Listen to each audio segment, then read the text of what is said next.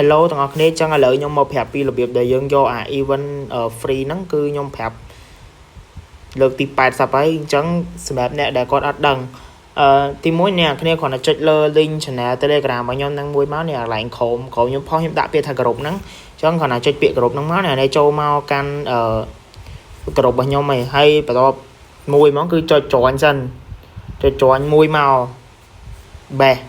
ចុច join មួយមកហើយអានេះខ្ញុំប្រាប់របៀបសម្រាប់អ្នកដែលគាត់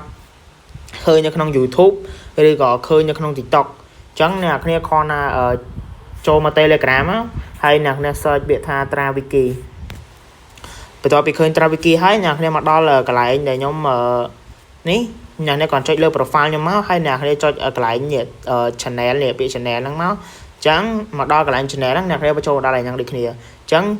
របៀបយកគឺអ្នកគ្នាគាត់ចុច link ហ្នឹងមួយមកបន្ទាប់ពីចុច link ហ្នឹងមកគឺវា auto open មកក្នុង cloud plan ទៀតហើយវាឲ្យយើង claim ខ្ញុំហ្មងអញ្ចឹងយើងគ្រាន់ចុច claim ហ្នឹងមកឃើញអត់បាននេះធានាខ្ញុំ claim មួយទៀតឥឡូវខ្ញុំចូលទៅមួយទៀតហើយខ្ញុំ claim នេះ2ឥឡូវបានទៀតនេះបាន4ហ្នឹងចូល claim ទី3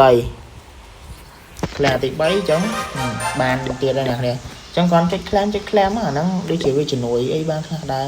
បានបថប់អីខ្លះដែរហើយ link ទី4គឺជា link ដែលសំខាន់បំផុតជាងគេលើ website ហ្នឹងអូខេអញ្ចឹង link ទី4គឺ subscribe channel របស់ខ្ញុំអញ្ចឹង subscribe អ្នកមួយអ្នកគ្នាអរគុណច្រើនហើយវិធីហ្នឹងមានប៉ុណ្្នឹងទេអូប៉ុន្តែខ្ញុំផ្លេចមួយទៀតនេះscan នេះscan ដើម្បីយកអាទឹកសេគីនេះហើយនឹងអាទឹកនេះអញ្ចឹងរបៀបដែលយកអាហ្នឹងអ្នកគ្នាគ្រាន់តែចូលមក